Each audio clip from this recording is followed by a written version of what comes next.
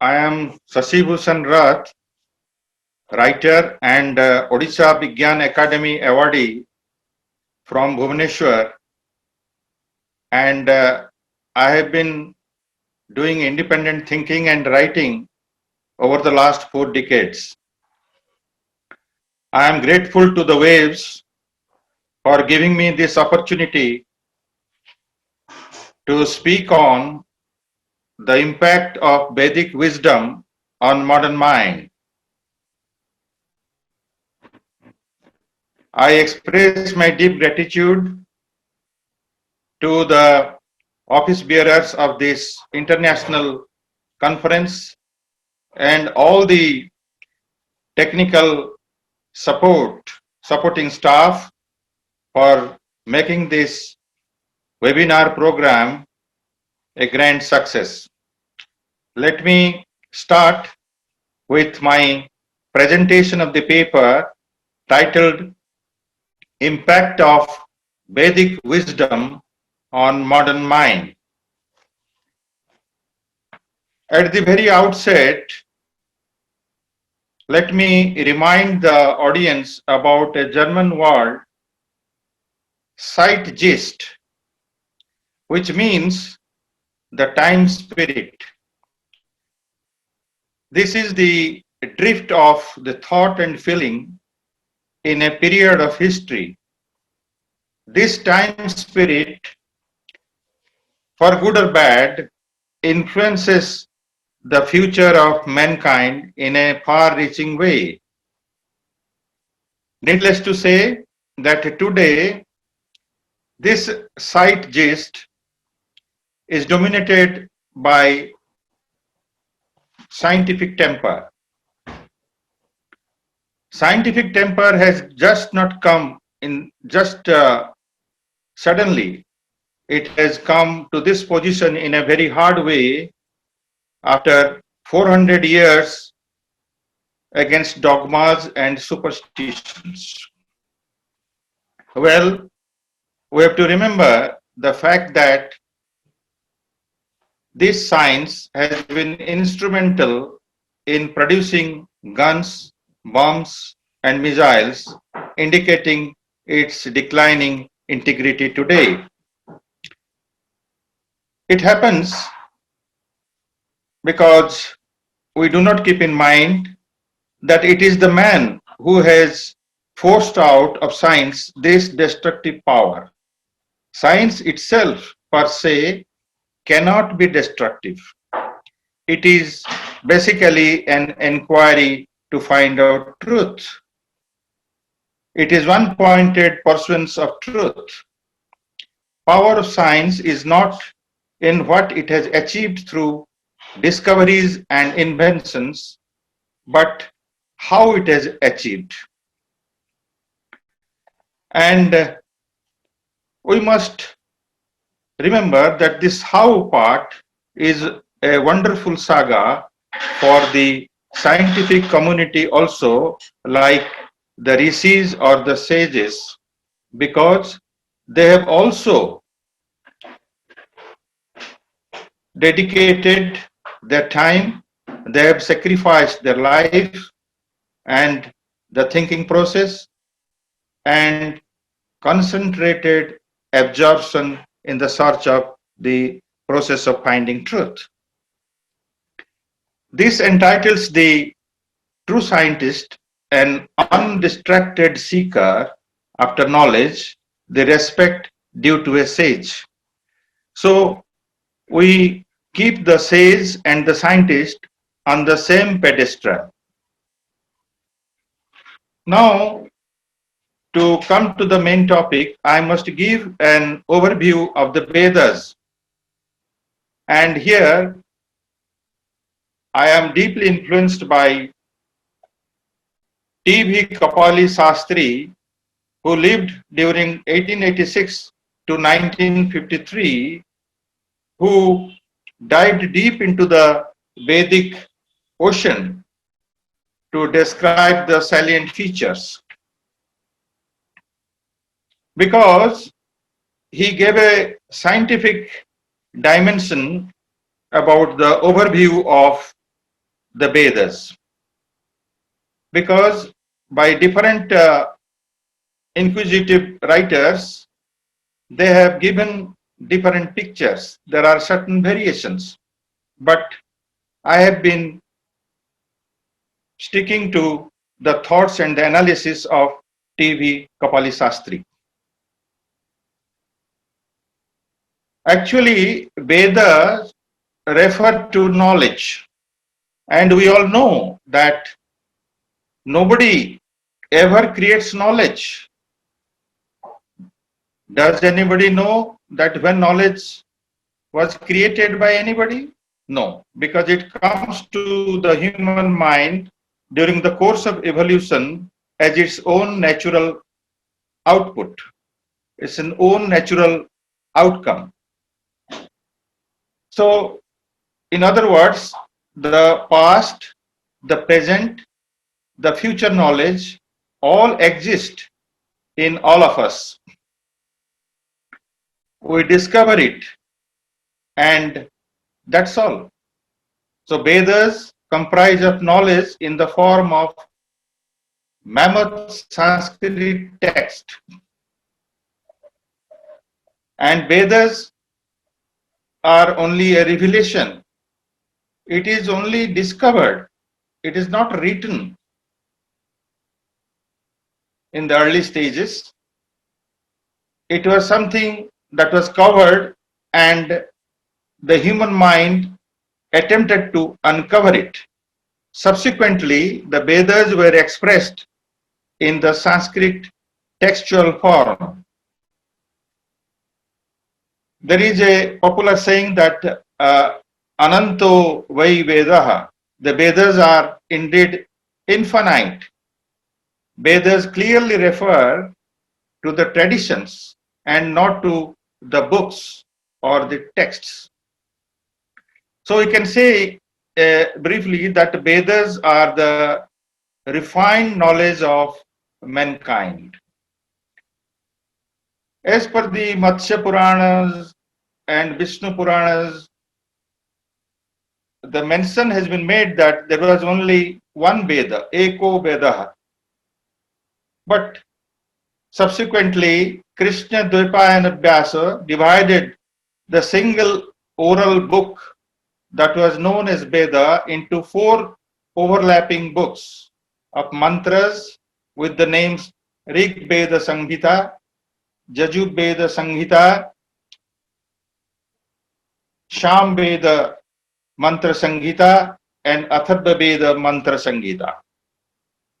Samhitas are mere collections, and associated with each of the above 4 mantra books, there are 3 types of books, part books, which are known as Brahmana books, Aranyak books, Upanishad books. Brahmana books deals with the ritual-based explanations of the mantras, legends, and the Aranyakas deals with symbolisms and meditations. And as you know, Upanishads deal with exclusively metaphysical and yogic insights. In this connection, there are 16 types of Vedic books. To visualize them mathematically, we can think of a 4 cross 4 matrix. The columns are Rig, Jaju, Sam, Atharva, and the rows are mantras, Brahmanas, Aranyakas, and Upanishads. So there are 16 elements within that matrix. So what happens, taking the example of Rig Veda, we are having mantra Sanghitas, which are Shakala, Bashkala, Shankhyayana, Ashwalayana, Mandukaya. Brahmana books are Aitariya Kaushitaki, which are also known as Shankhyayana Kaushitaki.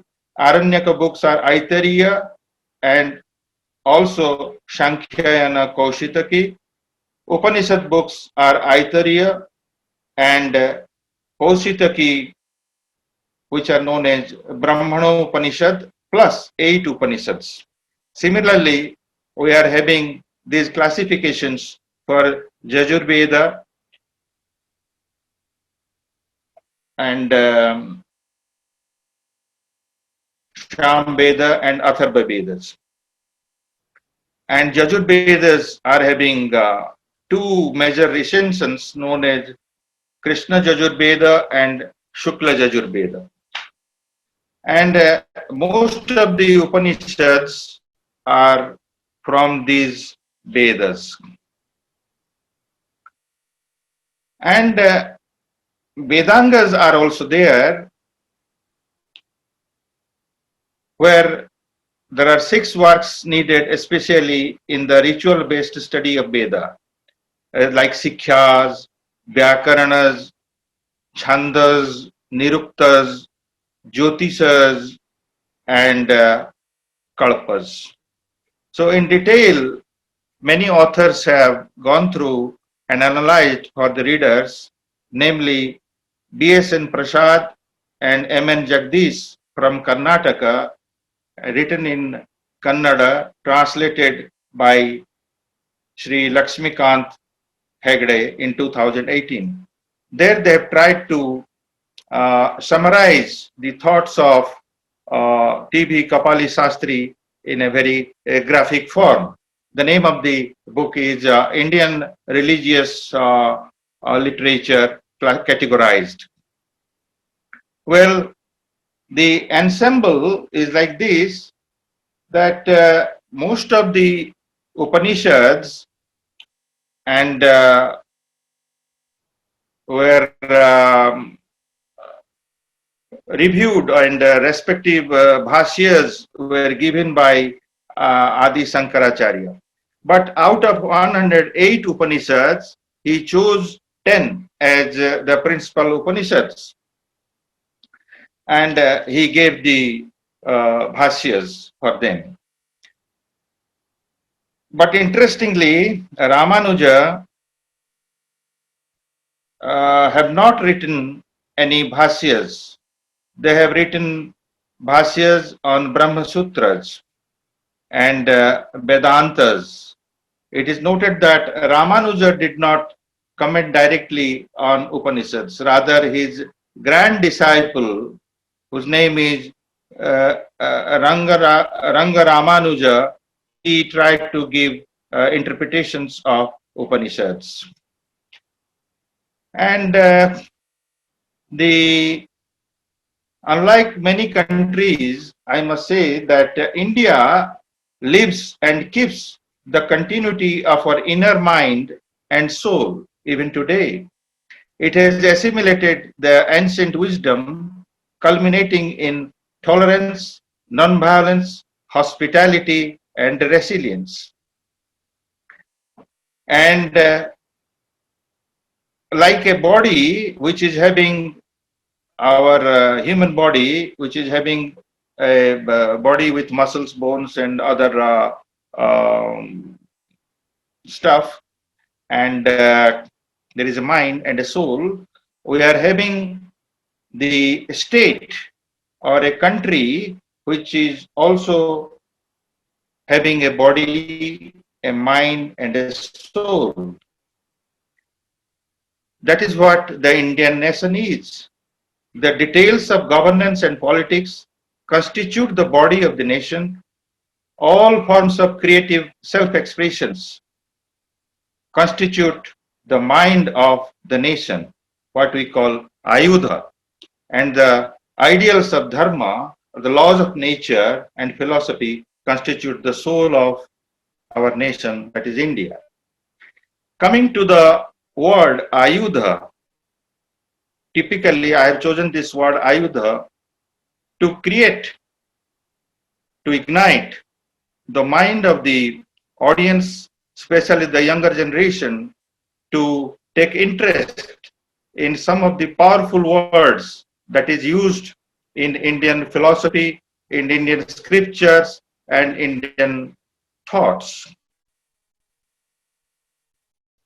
Because it has got a deeper meaning, the German words. Because after the Sanskrit, I consider the German words to be highly meaningful and all pervasive. So this particular word Ayudha is from Ayu, that is life, and Dha means that which supports. So interestingly, it includes science and technology, including modern devices of person-to-person communication, such as cell phones, which we have got the benefit to empower people, and also tools and weapons for protection of life. So ayudhas are tools to protect life, to enrich life, to develop life, to modernize life. It is not only weapons. Sometimes the word ayudha is mistakenly understood as a weapon. Definitely, the gadgets and the instruments, the apparatus are also included in ayudha to protect oneself as an individual as well as a country. So what I mean to say that India continues to live with this distilled knowledge and to give guidance to the whole world through the Vedic practices, which is still prevalent in most of the pockets of India. One might almost say that ancient India was created by the Vedas and Upanishads. There is no doubt about it. What we are today is the outcome of our thoughts, of our ancient thoughts. We have not severed relationship with our own cultural heritage till date. But we are finding in the media that there is shortage of energy everywhere and we are suffering and all that. But let us be aware of the two things, that energies are two kinds, internal and external. External energy is based on the various natural reservoirs like coal, water, air, and all that, from which we harness this external energy. But what we do to tap our internal energy, unless we tap our internal energy and give a direction to it, I do not think it will be guided properly. Because there are so many discoveries and inventions, but where are they leading us to? Is there any direction? That is a very fundamental question. Here, I must say that India has got a solution towards this. Indian thought can give a proper direction to what people really expect from others, not to be misguided, to be rightly guided. Even the Western scientists like Schrodinger and Niels Bohr were also influenced by Indian thoughts. We should not claim that the science they developed, the highly complicated wave equations, quantum mechanics, everything, and the technology associated with that, like the spins, the quantum quark particles, and all those things were not derived from Indian thought, but they have confessed that they learned how to ask questions from reading the Vedas. And you will be surprised to know that Schrodinger, the discoverer of the wave mechanics, wanted that on his tomb it should be written that there is no difference between the individual human beings.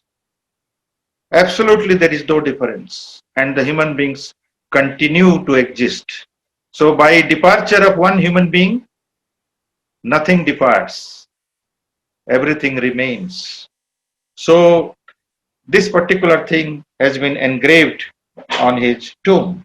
Similarly, Niels Bohr also was deeply influenced by this. Coming to the direction part, India has been a master of Adhyatma Vidya. It's an engineering to know oneself and to guide the psychosomatic growth of human being through introspection. So Adhyatma Vidya is mentioned in the chapter 10 and sloka 32 of Srimad Bhagavad Gita. And anybody can refer it. I am not quoting it because Gita is not only a scripture, this is a code of conduct for the mankind. So, what I mean to say that there is human potential and we have to harness that potential, and unless we do that, then I don't think the humankind can survive on this earth as a species, because the muscular energy is also undergoing a drastic change by the gadgets we are taking the help from. And there is immense possibility is in humankind, which has been mentioned in Kathopanishad, verse chapter 3 and verse 12. Esha sarveshu bhuteshu gudha atma na prakashate drishyate tratyaya buddhaya sukmaya sukma darjivihi. This infinite Atman, being hidden in all beings like fire in ashes, does not shine in all, but it can be realized, made manifest by all who are accustomed to inquire into subtle truths by means of their sharp and subtle reason.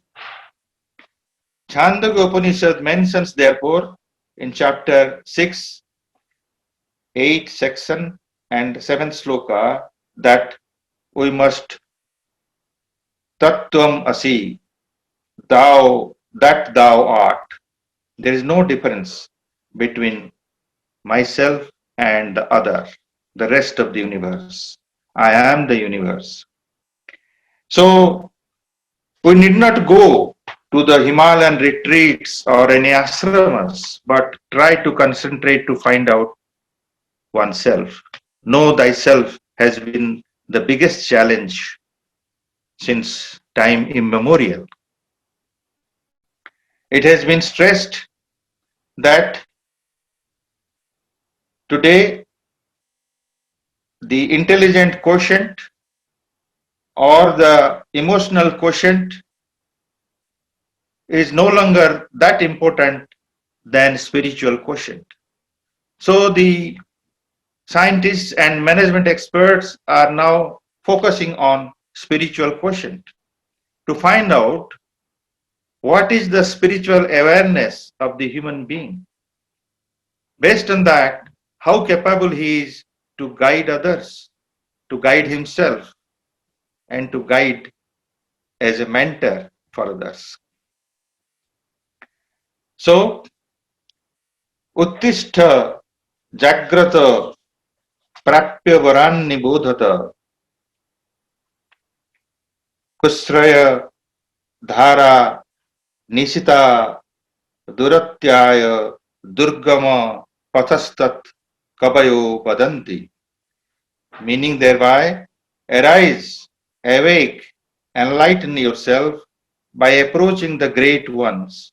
Like the sharp edge of a razor is that path, difficult to tread and hard to cross. So say the sages. This is what has been told by the sages. I am quoting from Kathopanishad, chapter 3, sloka 14.